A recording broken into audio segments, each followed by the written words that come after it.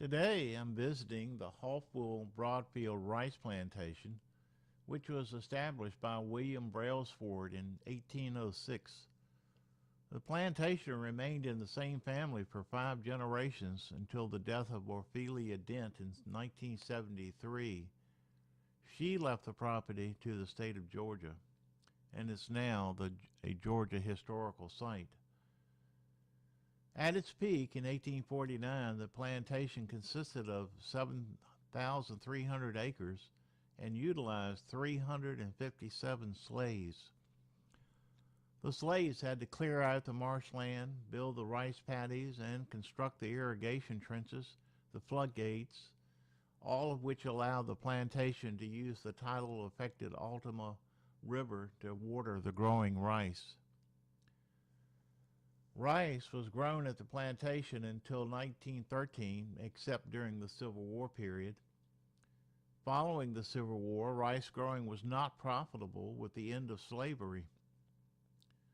Around 1913, the family discontinued growing rice and converted the plantation to a dairy farm, which existed until 1943. Pressures from World War II and new requirements to pasteurize milk resulted in the closure of the dairy, but the family was able to eliminate the plantation's debt by the time the dairy was closed. When you leave the visitor center, you follow the path through the grand live oak trees to the main house and outbuildings. The house is surrounded by beautiful open lawns.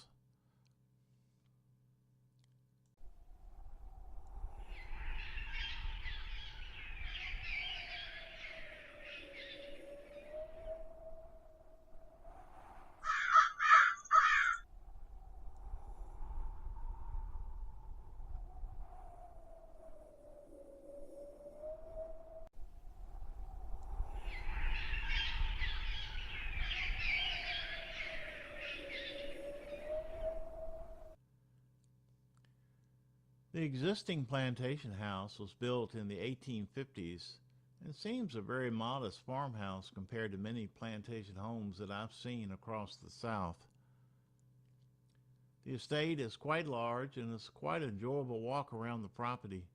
There weren't many visitors on the day I came, so I was able to get some good video and pictures and enjoy the peace and quiet of the plantation setting. The house is typical of homes built in this period, built to take advantage of any breeze during the hot summer months. Kitchen, laundry, and other day-to-day activities were in separate buildings. With the outbreak of the Civil War, Ophelia Trump Dent, granddaughter of William Brailsford, had to move to a refugee camp near Waycross, while her husband George and son James went off to war. Following the war, large tracts of land were sold to pay for taxes. When James took over management, much of the plantation's wealth was gone. The furnishings in the house were left with the property in 1973. While the house is simple in its layout, it is furnished with great pieces of 19th century woodwork. The family's china and other furnishings are on display.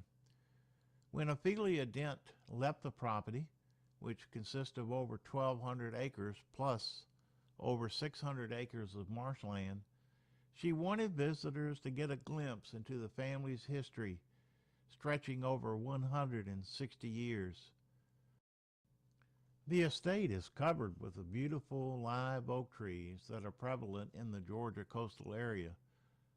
My home in St. Simons, as well as Jekyll Island, Cumberland Island, Brunswick, also are home to the old trees, many which have survived for hundreds of years.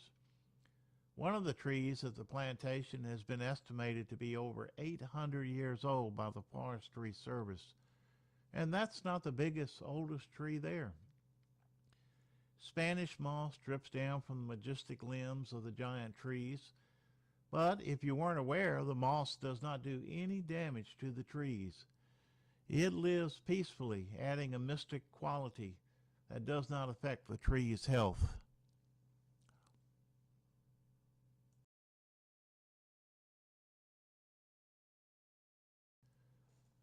The live oak, sometimes known as the southern live oak, is the official state tree of Georgia. In America's early history, the live oak was a key component of shipbuilding for wooden ships. Its strength and ability to be shaped resulted in many of the trees' demise in times past. While the trees are very resilient to hurricanes and storms, I did see trees that were lost on the property due to Hurricane Irma, which also affected other areas of Georgia's coast.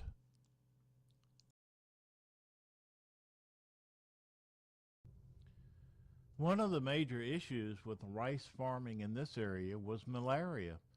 For most of the rice growing period on the Georgia Coast plantation, owners weren't aware that mosquitoes carried the disease. After late spring each year, the troops and dents would not remain at the tidal area at night. It wasn't until 1903 that James Troop Dent screened the windows and the doors and even the fireplace to prevent the onslaught of the mosquitoes. I was lucky on the day I visited. The mosquitoes were elsewhere. Walking around the paddocks and the cleaning areas, it was easy to imagine that you heard the cows bellowing as they were led to their early morning or evening milking.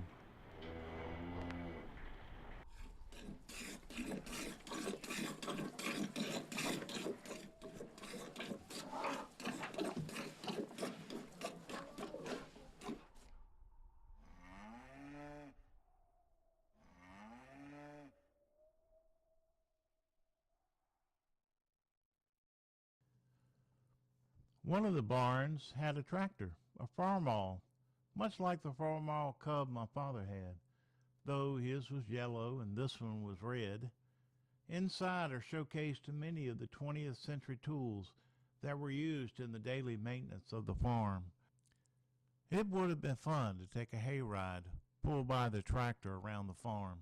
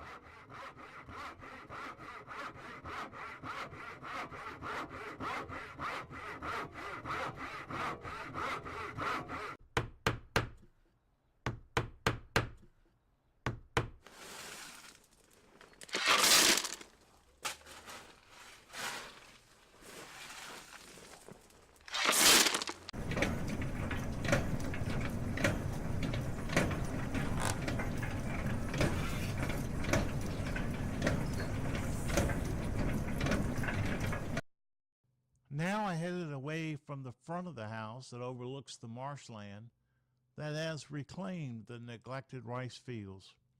Over 600 acres of former rice paddies are part of the historical site. Georgia only has 90 miles of coastline, but it holds approximately 1/3 of the entire Atlantic seaboard's marshland. This also means a very diverse area for wildlife, including marsh rabbits, great blue herons, majestic bald eagles, egrets, gulls, sandpipers, and of course a variety of sea life, including loggerhead sea turtles.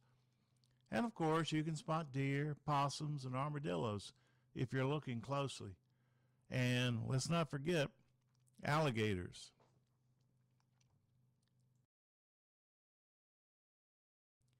I've took the nature trail to the observation deck and was a bit nervous with the beware alligators present signs, but I didn't spot any, or they didn't spot me, and I enjoyed the vast view of the marsh.